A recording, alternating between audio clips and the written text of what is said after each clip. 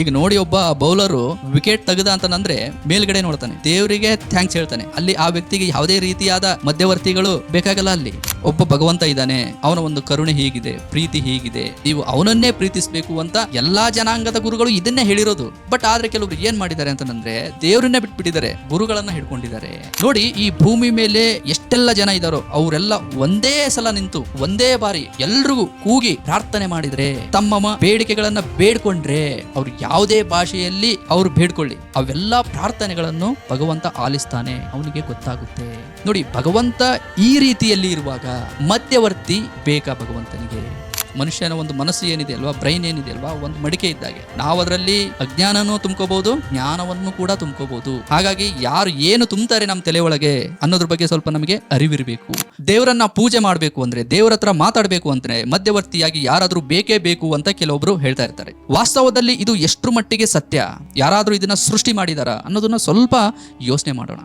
ನೋಡಿ, ಇಲ್ಲಿ ಒಂದು ವಿಚಾರವನ್ನ ಇಟ್ಕೊಂಡು ಸ್ವಲ್ಪ ಯೋಚನೆ ಮಾಡೋಣ. ಅದು ಬಿಟ್ರೆ ಬೇರೆ ಯಾರ್ದೋ ನಂಬಿಕೆಗಳನ್ನ ನಿಂದನೆ ಮಾಡ್ತಾ ಇಲ್ಲ ಇಲ್ಲಿ. ನೋಡಿ, ಈ ಒಂದು ಯೋಚನೆ ಹೇಗೆ ಹುಟ್ಟಿತು, ಈ ಒಂದು ನಂಬಿಕೆ ಹೇಗೆ ಹುಟ್ಟಿತು ನೋಡಿ. ಇವಾಗ ನಾವು ಸಾಮಾನ್ಯವಾಗಿ ನೋಡ್ತಾ ಇರ್ತೀವಿ, ಒಬ್ಬ ರಾಜ ಇದ್ದಾನೆ ಅಂದ್ರೆ ಮಧ್ಯವರ್ತಿಯಾಗಿ ಒಬ್ಬ ಮಂತ್ರಿ ಇರ್ತಾನೆ, ಮುಖ್ಯಮಂತ್ರಿ ಇದ್ದಾರೆ ಅಂತಂದ್ರೆ ಮಧ್ಯವರ್ತಿಯಾಗಿ ಒಬ್ಬ ಉಪಮುಖ್ಯಮಂತ್ರಿ ಇದ್ದೇ ಇರ್ತಾರೆ, ಒಬ್ಬ ಆಫೀಸರ್ ಇದ್ದಾರೆ ಅಂತಂದ್ರೆ ಆ ಆಫೀಸರ್ಗೆ ಒಬ್ಬ PA ಇದ್ದೇ ಇರ್ತಾರೆ. ಕೆಲವೊಬ್ರು ಏನ್ ಮಾಡ್ತಾರೆ ಅಂತಂದ್ರೆ ದೇವರಿಗೂ ಒಬ್ಬ ಮಧ್ಯವರ್ತಿ ಬೇಕೇ ಬೇಕು ಅಂತ ಹೇಳಿ ಭಾವಿಸಿರ್ತಾರೆ. ನಮಗೆ ದೇವರನ್ನಾಗೆ ನೋಡೋವರೆಗೂ ದೇವರು ಅಂದ್ರೆ ಏನು ಅನ್ನೋದು ನಮಗೆ ಗೊತ್ತಾಗೋದಿಲ್ಲ, ಆ ಒಂದು ಶಕ್ತಿಯ ಅರಿವು ನಮಗೆ ಗೊತ್ತಾಗೋದಿಲ್ಲ.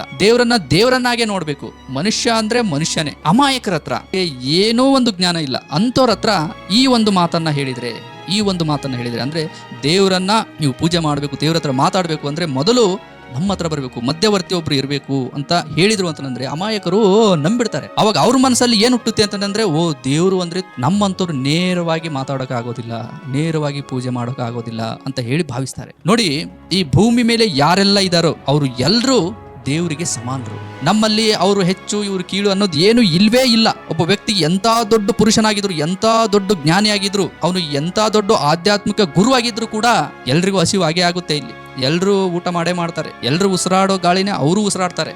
ಮತ್ತೆ ನಾವೆಲ್ಲರೂ ಬದುಕ್ತಾ ಇರೋದು ಆ ಒಬ್ಬ ಭಗವಂತನ ಒಂದು ಪ್ರಕೃತಿಯಲ್ಲೇ. ಇಲ್ಲಿ ಯಾರು ಮೇಲೂ ಅಲ್ಲ ಕೀಳು ಅಲ್ಲ. ಹಾಗಾಗಿ ಈ ಒಂದು ವಿಚಾರ ಏನಿದೆಯಲ್ವಾ, ಇದು ದೇವರಿಗೆ ಮಧ್ಯವರ್ತಿಯಾಗಿ ಬೇಕು ಅನ್ನೋ ಒಂದು ವಿಚಾರ ಏನಿದೆಯಲ್ವಾ, ಇದು ಒಬ್ಬ ವ್ಯಕ್ತಿಯನ್ನ ಮೇಲೆ ತಗೊಂಡೋಗುತ್ತೆ, ಇನ್ನೊಬ್ಬ ವ್ಯಕ್ತಿಯನ್ನ ತುಂಬಾ ಕೆಳಗೆ ತಗೊಂಡೋಗುತ್ತೆ. ಇದು ಒಂದು ದೊಡ್ಡದಾದ ಒಂದು ಅಜ್ಞಾನ. ಇದು ಅಜ್ಞಾನ. ಮತ್ತೆ ಇನ್ನೊಂದು ಸ್ವಲ್ಪ ಸ್ಟ್ರಾಂಗ್ ಆಗಿ ಹೇಳ್ಬೇಕು ಅಂತಂದ್ರೆ, ಒಬ್ಬ ವ್ಯಕ್ತಿಯನ್ನ ದೇವರಿಂದ ದೂರ ಮಾಡಿದಂಗೆ. ಇದು ದೂರ ಆಗೇ ಆಗ್ತಾನೆ. ಯಾಕೆಂದ್ರೆ ನೋಡಿ, ಇವಾಗ ಮಧ್ಯವರ್ತಿಯಾಗಿ ಯಾರಾದ್ರೂ ಬೇಕು ಅಂತ ಹೇಳಿ ನೀವು ಒಬ್ರ ಹತ್ರ ಹೋದ್ರಿ ಅನ್ಕೊಳ್ಳಿ, ನಿಮ್ಮ ಒಂದು ತೊಂದರೆನೆಲ್ಲ ಅವ್ರ ಹತ್ರ ಹೇಳ್ಕೊಂಡ್ರಿ ಅನ್ಕೊಳ್ಳಿ, ಅದಕ್ಕೆ ಅವರು ನಿಮಗೆ ಏನೋ ಒಂದು ಹೇಳಿದ್ರು ಪರಿಹಾರವಾಗಿ, ಅವಾಗ ನೀವೇನ್ ಮಾಡ್ತೀರಾ, ಭಾವನಾತ್ಮಕವಾಗಿ ಅವ್ರಿಗೆ ಏನಾದ್ರು ಒಂದ್ ಸ್ವಲ್ಪ ಕೊಡ್ತೀರಾ. ಆಗ ಆ ವ್ಯಕ್ತಿಗೆ ನೀವೇನ್ ಕೊಟ್ಟಿರ್ತೀರಲ್ವಾ, ಅದು ಜೀವನಕ್ಕೆ ಉಪಯೋಗ ಆಗುತ್ತೆ. ಆಗ ಕೆಲವೊಬ್ರು ಏನ್ ಮಾಡ್ತಾರೆ, ಅದನ್ನೇ ಕಂಟಿನ್ಯೂ ಮಾಡಕ್ ಶುರು ಮಾಡ್ತಾರೆ. ಅಂದ್ರೆ ಜನ ನಮ್ಮಲ್ಲಿ ಬರಬೇಕು, ಆವಾಗ ನಾವು ಎತ್ತರದಲ್ಲಿ ಬೆಳೆಯೋಕೆ ಸಾಧ್ಯ ಅಂತ ಹೇಳಿ ನಿಧಾನವಾಗಿ ಜನರಲ್ಲಿ ಭಯವನ್ನ ಸೃಷ್ಟಿ ಮಾಡೋಕೆ ಶುರು ಮಾಡ್ತಾರೆ. ನೀವು ಅದನ್ನ ಮಾಡಬೇಕು, ನೀವು ಇದನ್ನ ಮಾಡಬೇಕು, ಅಕಸ್ಮಾತ್ ಮಾಡಿದ್ದನ್ನ ಆಗಿಲ್ಲ ಅಂತಂದ್ರೆ ನೀವು ಸರಿಯಾಗಿ ಮಾಡಿಲ್ಲ, ಹಾಗಾಗಿನೇ ನಿಮ್ಮಲ್ಲಿ ತೊಂದರೆ ಜಾಸ್ತಿ ಆಗಿದೆ. ಮನುಷ್ಯನಲ್ಲಿ ಒಂದು ಸಣ್ಣ ಕಷ್ಟ ಇದ್ರೂ ಕೂಡ ಇವರು ಅದನ್ನ ತುಂಬಾ ದೊಡ್ಡದಾಗಿ ಹೇಳೋಕೆ ಶುರು ಮಾಡ್ತಾರೆ. ಯಾಕಂದ್ರೆ ಜನ ಬರ್ಬೇಕಲ್ವಾ. ಹಾಗಾಗಿ ವ್ಯಕ್ತಿಗೆ ಲಾಭ ಇರೋದ್ರಿಂದ ಇದನ್ನ ಇನ್ನೂ ಸ್ವಲ್ಪ ಬೇರೆ ರೀತಿಯಲ್ಲಿ ಹೇಳೋಕೆ ಶುರು ಮಾಡ್ತಾನೆ. ಇದು ಏನಂತಂದ್ರೆ ಮನುಷ್ಯನನ್ನ ದೇವರಿಂದ ದೂರ ಮಾಡ್ದಂಗೆ, ತನ್ನ ಲಾಭಕ್ಕಾಗಿ ಅಮಾಯಕರನ್ನ ದೇವರಿಂದ ದೂರ ಮಾಡ್ದಂಗೆ. ಇದು ತುಂಬಾನೇ ದೊಡ್ಡದಾದ ಒಂದು ಅಜ್ಞಾನ. ನೋಡಿ, ನಮಗೆ ದೇವ್ರ ಬಗ್ಗೆ ಗೊತ್ತಿತ್ತು ಅಂತಂದ್ರೆ ಇಷ್ಟೆಲ್ಲ ತೊಂದರೆಗೆ ಆಗ್ತಾನೆ ಇರ್ತಿರ್ಲಿಲ್ಲ. ಬಟ್ ನಮಗೆ ದೇವ್ರ ಬಗ್ಗೆ ಗೊತ್ತೇ ಇಲ್ವಲ್ಲ, ನಮಗೆ ಯಾರು ಹೇಳೋರೋ ಇಲ್ಲ. ನಮಗೆ ಇದ್ರ ಬಗ್ಗೆ ದೇವ್ರ ಬಗ್ಗೆ ಏನು ಗೊತ್ತಿದೆ ಅಂತಂದ್ರೆ, ನಮ್ಮ ಹಿಂದಿನ ಕಾಲದಿಂದ ಒಂದನ್ನು ಯಾರೋ ಪೂಜೆ ಮಾಡ್ತಾ ಬಂದಿದ್ದಾರೆ, ನಾವು ಅದನ್ನ ಪೂಜೆ ಮಾಡ್ಬೇಕಷ್ಟೇ. ಸ್ವಲ್ಪ ವಿಧಾನಗಳು ಇದಾವೆ, ನಾವು ಅವುಗಳನ್ನ ಮಾಡಬೇಕು. ಅದು ಬಿಟ್ರೆ ನಮಗೆ ಏನು ಗೊತ್ತಿಲ್ಲ. ಮತ್ತೆ ಆ ಒಂದು ದೇವ್ರ ಬಗ್ಗೆ ಕೇಳಿದ್ರೆ ಸರಿಯಾಗಿ ಹೇಳೋದು ಇಲ್ಲ, ಪ್ರಶ್ನೆ ಕೂಡ ಮಾಡೋ ಹಾಗಿಲ್ಲ. ದೇವರನ್ನೇ ಪ್ರಶ್ನೆ ಮಾಡ್ತೀಯ ನೀನು, ಅಷ್ಟು ದೊಡ್ಡನ ಅಂತ ಹೇಳಿ ಬಾಯನ್ನ ಮುಚ್ಚಿಸ್ಬಿಡ್ತಾರೆ. ಕೆಲವೊಬ್ರು ಏನು ಅಂತಂದ್ರೆ ಅವರು ಹೇಳಿದ್ದು ನಿಜ ಆಗುತ್ತೆ, ಅವರು ಭವಿಷ್ಯದಲ್ಲಿ ಏನಾಗ್ತಾರೆ ಅನ್ನೋದನ್ನ ಹೇಳ್ತಾರೆ. ಹಾಗಾಗಿನೇ ಅವರು ದೇವ್ರ ಸಮಾನ, ಅಮಾಯಕರು ಹೌದು, ಅವರು ದೇವ್ರ ಸಮಾನ ಇರ್ಬೋದು ಅಂತ ಹೇಳಿ ಭಾವಿಸ್ತಾರೆ. ಹೀಗಾಗಿನೇ ನಮಗೆ ನಿಜವಾದ ದೇವರನ್ನ ಅವನ ಒಂದು ಅಸ್ತಿತ್ವವನ್ನ ಸರಿಯಾಗಿ ಅರಿಯೋಕೆ ಆಗ್ತಾ ಇಲ್ಲ. ನೋಡಿ, ನಮ್ಮ ಸುತ್ತಮುತ್ತ ಏನೆಲ್ಲ ನಂಬಿಕೆಗಳಿರ್ಲಿ, ಏನೆಲ್ಲ ಆಚರಣೆಗಳಿರ್ಲಿ, ನಾವು ಅವುಗಳ ಬಗ್ಗೆ ತಿಳ್ಕೋಬೇಕು. ಕುರುಡಾಗಿ ಯಾವುದನ್ನು ನಂಬಾರ್ದು. ಯಾಕಂದ್ರೆ ದೇವರು ಅದಕ್ಕಾಗಿನೇ ನಮಗೆ ಬುದ್ಧಿಯನ್ನ ಕೊಟ್ಟಿದ್ದಾನೆ, ವಿಚಾರ ಮಾಡೋ ಶಕ್ತಿಯನ್ನ ಕೊಟ್ಟಿದ್ದಾನೆ. ಯಾರು ಏನೇ ಹೇಳಿರ್ಲಿ, ನಮ್ಮ ಬುದ್ಧಿ ನಮ್ಮ ಕೈಯಲ್ಲಿರ್ಬೇಕು ಯಾವತ್ತಿಗೂ. ಅವಾಗೆಲ್ಲ ಹೇಳ್ತಾ ಇದ್ರು, ನಿನ್ ಬುದ್ಧಿ ನಿನ್ ಕೈಯಲ್ಲಿರ್ಬೇಕು ಅಂತ ಹೇಳಿ. ಏನಕ್ಕೆ ಅಂತಂದ್ರೆ, ಯಾರು ಹೇಗೆ ದಾರಿ ತಪ್ಪಿಸಿದ್ರು ಕೂಡ ಭಗವಂತ ಎಲ್ರಿಗೂ ಅವ್ರವ್ರದೇ ಆದ ಬುದ್ಧಿಯನ್ನ ಕೊಟ್ಟಿರ್ತಾನೆ, ಆಲೋಚನೆ ಮಾಡೋ ಶಕ್ತಿಯನ್ನ ಕೊಟ್ಟಿರ್ತಾನೆ. ಎಲ್ರಿಗೂ ಸಾಮಾನ್ಯವಾದ ಜ್ಞಾನ ಅನ್ನೋದಿರುತ್ತೆ. ನಾವು ಅದನ್ನ ಉಪಯೋಗಿಸ್ಬೇಕು. ಮನುಷ್ಯನ ಒಂದು ಮನಸ್ಸು ಏನಿದೆ ಅಲ್ವಾ, ಬ್ರೈನ್ ಏನಿದೆ ಅಲ್ವಾ, ಒಂದು ಮಡಿಕೆ ಇದ್ದಾಗೆ. ನಾವು ಅದರಲ್ಲಿ ಅಜ್ಞಾನನೂ ತುಂಬ್ಕೋಬಹುದು, ಜ್ಞಾನವನ್ನು ಕೂಡ ತುಂಬ್ಕೋಬಹುದು. ಹಾಗಾಗಿ ಯಾರು ಏನು ತುಂಬ್ತಾರೆ ನಮ್ಮ ತಲೆ ಒಳಗೆ ಅನ್ನೋದ್ರ ಬಗ್ಗೆ ಸ್ವಲ್ಪ ನಮಗೆ ಅರಿವಿರಬೇಕು. ನೋಡಿ, ನಾನು ಮೊದಲಿಂದಾನು ಹೇಳ್ತಾನೆ ಬಂದಿದ್ದೀನಿ, ದೇವರು ಅಂದ್ರೆ, ಭಗವಂತ ಅಂದ್ರೆ ಅದೊಂದು ತುಂಬಾ ದೊಡ್ಡದಾದ ಶಕ್ತಿ. ನಮ್ಮ ಕೈಲಿ ಅದನ್ನ ಇಮ್ಯಾಜಿನೇಷನ್ ಮಾಡ್ಕೊಳಕ್ ಆಗೋದಿಲ್ಲ. ಅದು ನಿರಾಕಾರ. ಅಂದ್ರೆ ಕೆಲವರು ನೋಡಿ, ವಸ್ತು ಅಂತ ಹೇಳಿ ಭಾವಿಸಿರ್ತಾರೆ. ದೇವರು ವಸ್ತು ಅಲ್ಲ. ಯಾವುದು ನಿರಾಕಾರ ಆಗಿರುತ್ತೋ ಅದು ಎಲ್ಲವನ್ನು ವ್ಯಾಪಿಸಿರುತ್ತೆ. ಅದಕ್ಕೆ ನಾವು ಭಗವಂತನನ್ನ ಸರ್ವವ್ಯಾಪಿ ಅಂತ ಹೇಳ್ತೀವಿ. ಅವನು ಎಲ್ಲಾ ಕಡೆ ಆವರಿಸಿರ್ತಾನೆ. ಆ ಒಂದು ಶಕ್ತಿ ಎಲ್ಲಾ ಕಡೆಗೂ ಆವರಿಸಿರುತ್ತೆ. ಮತ್ತೆ ಸರ್ವಜ್ಞ, ಎಲ್ಲದರ ಒಂದು ಜ್ಞಾನ ಆ ಒಂದು ಶಕ್ತಿಗಿರುತ್ತೆ. ಯಾಕಂದ್ರೆ ಅದೇ ಅಲ್ವಾ ಇಡೀ ಬ್ರಹ್ಮಾಂಡವನ್ನ ಸೃಷ್ಟಿ ಮಾಡಿದ್ದು. ನೋಡಿ, ಇದನ್ನ ತುಂಬಾ ಸರಳವಾಗಿ ಅರ್ಥವಾಗುವ ಹಾಗೆ ಹೇಳ್ಬೇಕು ಅಂದ್ರೆ, ಕೆಲವೊಬ್ರು ಈ ಒಂದು ವಿಷಯದಲ್ಲಿ ಆಶ್ಚರ್ಯ ಪಡ್ತಾರೆ. ದೇವರಿಗೆ ಅದು ಹೆಂಗೆ ಎಲ್ಲಾ ಗೊತ್ತಿರುತ್ತೆ. ನೋಡಿ, ಸೂಕ್ಷ್ಮವಾಗಿ ಸ್ವಲ್ಪ ಹಂಗೆ ಕೂತ್ಕೊಂಡು ಯೋಚನೆ ಮಾಡಿ. ನಾವೇನು ಸೆಲ್ ಫೋನ್ ಯೂಸ್ ಮಾಡ್ತಾ ಇರ್ತೀವಲ್ವಾ, ಸೆಲ್ ಫೋನು ನೋಡಿ, ಈ ಸೆಲ್ ಫೋನ್ ಅನ್ನ ಯಾರು ರೆಡಿ ಮಾಡಿರ್ತಾರಲ್ವಾ, ಆ ವ್ಯಕ್ತಿಗೆ ಈ ಸೆಲ್ ಫೋನ್ ಅಲ್ಲಿ ಏನೇನಿದೆ ಎಲ್ಲವೂ, ಈ ಸೆಲ್ ಫೋನ್ ಅನ್ನ ಯಾರು ರೆಡಿ ಮಾಡಿರ್ತಾರಲ್ವಾ, ಆ ವ್ಯಕ್ತಿಗೆ ಇದರ ಸಂಪೂರ್ಣ ಜ್ಞಾನ ಗೊತ್ತಿರುತ್ತೆ. ಅದೇ ರೀತಿಯಲ್ಲಿ ಸ್ನೇಹಿತರೆ, ಇಡೀ ಬ್ರಹ್ಮಾಂಡವನ್ನ ಆ ಒಂದು ಶಕ್ತಿ, ಆ ಒಬ್ಬ ಭಗವಂತ, ಕಣ್ಣಿಗೆ ಕಾಣದ ಭಗವಂತ ಸೃಷ್ಟಿ ಮಾಡಿದ್ದಾನೆ. ದೇವರು ಸೃಷ್ಟಿ ಮಾಡಿದ್ದಾನೆ. ಹೀಗಿರುವಾಗ ಒಂದು ಇರುವೆ ಕೂಡ ಹೋಗ್ತಾ ಇದೆ ಅಂತಂದ್ರೆ, ಆ ಇರುವೆ ಎಲ್ಲಿ ಹೋಗುತ್ತೆ? ಆ ಒಂದು ಸಂಪೂರ್ಣವಾದ ಜ್ಞಾನ ಭಗವಂತನಿಗೆ ಇರುತ್ತೆ, ದೇವರಿಗೆ ಇರುತ್ತೆ. ಒಂದು ಮರದಲ್ಲಿ ಒಂದು ಎಲೆ ಬಿದ್ದರೂ ಕೂಡ ಅದು ಭಗವಂತನಿಗೆ ಗೊತ್ತಾಗುತ್ತೆ. ಹಾಗಾಗಿನೇ ನಾವು ದೇವರು ಅಂತ ಹೇಳಿ ಆ ಒಂದು ಶಕ್ತಿಯನ್ನ ಧ್ಯಾನ ಮಾಡ್ತೀವಲ್ವಾ. ಮತ್ತೆ ಇನ್ನೊಂದು ಹೇಳ್ಬೇಕು ಅಂತಂದ್ರೆ, ಸರ್ವಶ್ರುತ ಅಂತ ಹೇಳಿ ಕರೀತಾರೆ. ಅಂದ್ರೆ ಎಲ್ಲವನ್ನು ಕೇಳುವವನು ಅಂತ ಹೇಳಿ, ಎಲ್ಲವನ್ನು ಕೇಳುವವನು. ಹಾಗಾಗಿ ಸ್ನೇಹಿತರೆ ನೋಡಿ, ಭಗವಂತ ಈ ರೀತಿಯಲ್ಲಿ ಇರುವಾಗ ಮಧ್ಯವರ್ತಿ ಬೇಕಾ ಭಗವಂತನಿಗೆ? ಸ್ವಲ್ಪ ಯೋಚನೆ ಮಾಡಿ, ಹಂಗೆ ಕೂತ್ಕೊಂಡು ಸ್ವಲ್ಪ ಯೋಚನೆ ಮಾಡಿ. ಅವನು ಸರ್ವಜ್ಞ, ಎಲ್ಲದ್ರ ಬಗ್ಗೆನೂ ಜ್ಞಾನ ಇದೆ. ಸಣ್ಣ ಸಣ್ಣ ಅಣುಗಳ ಬಗ್ಗೆ ಕೂಡ ಜ್ಞಾನ ಇದೆ. ಅಂಥದ್ರಲ್ಲಿ ನಾವೇನು ಯೋಚನೆ ಮಾಡ್ತೀವಿ, ನಮ್ಮ ಒಂದು ಕೆಲಸಗಳೇನು, ನಮ್ಮ ಯೋಚನೆಗಳು ನಮಗೆ ಬರೋಕಿನ ಮುಂಚೆ ಭಗವಂತನಿಗೆ ಗೊತ್ತಿರುತ್ತೆ, ದೇವರಿಗೆ ಗೊತ್ತಿರುತ್ತೆ. ಮತ್ತೆ ಅವನು ಸರ್ವವ್ಯಾಪಿ. ಇಂಥ ಒಂದು ಶಕ್ತಿಗೆ ಮಧ್ಯವರ್ತಿ ಬೇಕಾ? ಅವಶ್ಯಕತೆ ಇದೆಯಾ? ಖಂಡಿತ ಇಲ್ಲ ಸ್ನೇಹಿತರೆ, ಖಂಡಿತ ಇಲ್ಲ. ಪ್ರತಿಯೊಬ್ಬ ವ್ಯಕ್ತಿ ನೇರವಾಗಿ ಭಗವಂತನ ಧ್ಯಾನ ಮಾಡ್ಬೋದು, ಅವನ ಒಂದು ಪೂಜೆ ಮಾಡ್ಬೋದು ನೇರವಾಗಿ. ಇದಕ್ಕೆ ಯಾವುದೇ ರೀತಿಯಾದ ವಸ್ತುಗಳು ಬೇಕಾಗಿಲ್ಲ. ಭಗವಂತನಿಗೆ ಯಾವ ವಸ್ತುಗಳು ಬೇಡ. ನೋಡಿ, ಈ ಭೂಮಿ ಮೇಲೆ ಏನೆಲ್ಲ ಇದೆ ಅಲ್ವಾ, ಎಲ್ಲ ಭಗವಂತನೇ ಸೃಷ್ಟಿ ಮಾಡಿದ್ದಾನೆ. ಹಾಗಾಗಿ ಅವನಿಗೆ ಕೊಡೋದು ಎಷ್ಟು ಸರಿ. ಅದು ಭಗವಂತನಿಗೆ ಅವಶ್ಯಕತೆನೂ ಇಲ್ಲ, ದೇವರಿಗೆ ಅದು ಅವಶ್ಯಕತೆನೂ ಇಲ್ಲ. ನಾವುಗಳೆಲ್ಲ ಅವುಗಳನ್ನ ಸೃಷ್ಟಿ ಮಾಡ್ಕೊಂಡಿದೀವಿ ಅಷ್ಟೇ. ಇದೆಲ್ಲ ಹೇಗೆ ಸೃಷ್ಟಿ ಆಯ್ತು ಅಂತಂದ್ರೆ, ನೋಡಿ, ನಾವು ಸಣ್ಣ ಪುಟ್ಟ ತಪ್ಪುಗಳನ್ನ ಮಾಡ್ತಾ ಇರ್ತೀವಿ.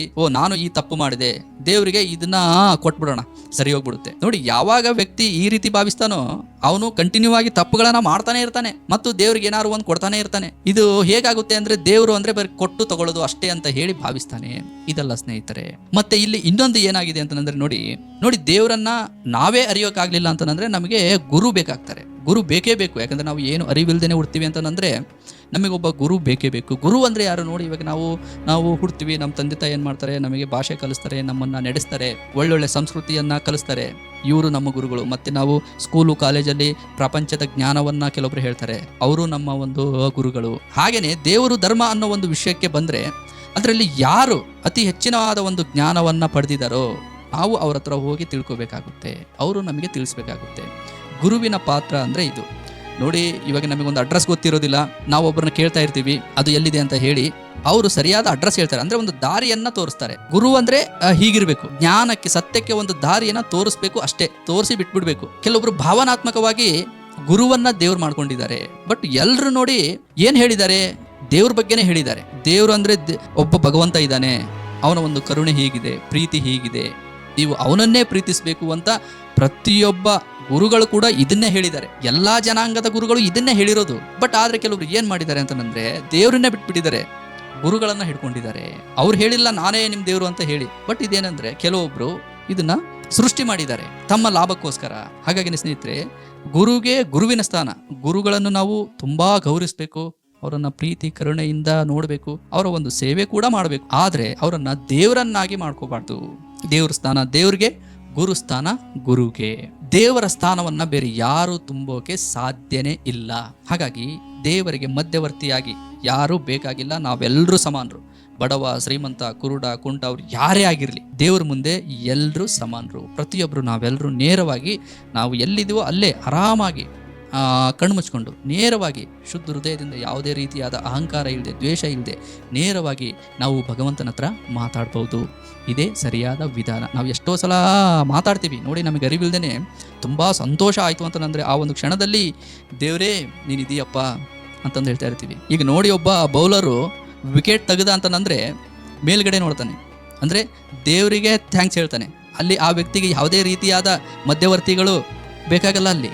ಅದೇ ರೀತಿಯಲ್ಲಿ ನೋಡಿ, ನಾವು ತುಂಬ ದುಃಖಿತರಾದಾಗ ಆವೇಶದಲ್ಲಿ ಹೇಳ್ತಾ ಇರ್ತೀವಿ, ಮೇಲೊಬ್ಬ ದೇವರಿದ್ದಾನೆ ನೋಡ್ತಾ ಇರ್ತಾನೆ ಅಂತ ಹೇಳಿ. ಆಗ ನಾವು ಮಧ್ಯವರ್ತಿಯಾಗಿ ಯಾರನ್ನೂ ತರೋದಿಲ್ಲ.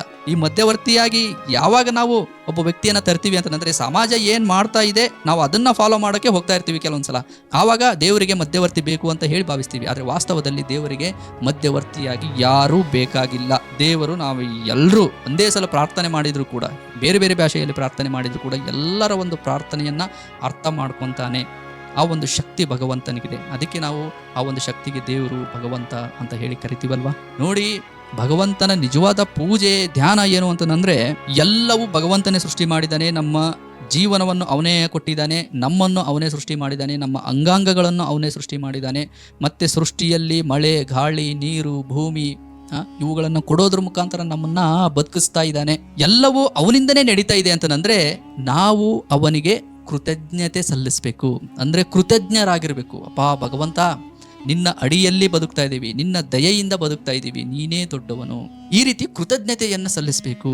ಯಾಕೆ ಅಂದರೆ ಇದು ಸರಿಯಾದ ವಿಧಾನ. ಇದು ಇವಾಗ ನೋಡಿ, ನಾವು ಯಾರಿಗಾದ್ರೂ ಹೆಲ್ಪ್ ಮಾಡಿರ್ತೀವಿ ಅಂತಂದರೆ ಅವರು ತಿರುಗಿಸಿ ನಮಗೆ ಧನ್ಯವಾದಗಳನ್ನು ಹೇಳಬೇಕು. ಅದು ಅವರ ಒಂದು ಕರ್ತವ್ಯ. ಅದು ಇಲ್ಲ ಅವ್ರಿಗೆ ಯಾಕೆ ನಾನು ಧನ್ಯವಾದಗಳನ್ನೇ ಹೇಳಬೇಕು ಅಂತ ಹೇಳಿ ಅವರು ಹಂಗೆ ಹೋದ್ರು ಅಂದರೆ ಅದು ಅಹಂಕಾರ ಆಗುತ್ತೆ, ಸತ್ಯದಿಂದ ದೂರ ಸೇರಿದಂಗೆ ಆಗುತ್ತೆ. ಇದು ಹಾಗೇನೆ ಸ್ನೇಹಿತರೆ, ಇಲ್ಲಿ ಭಗವಂತನ ಅನುಗ್ರಹದಿಂದ ಬದುಕ್ತಾ ಇದ್ದೀವಿ, ಅವನ ದಯೆಯಿಂದ ಬದುಕ್ತಾ ಇದ್ದೀವಿ, ಅವನ ಒಂದು ಅಡಿಯಲ್ಲಿ ಬದುಕ್ತಾ ಇದ್ದೀವಿ ಅಂದರೆ ನಾವು ಯಾವಾಗಲೂ ಅವನಿಗೆ ಕೃತಜ್ಞರಾಗಿರಬೇಕು, ಕೃತಜ್ಞತೆಯನ್ನು ಸಲ್ಲಿಸ್ತಾ ಇರಬೇಕು.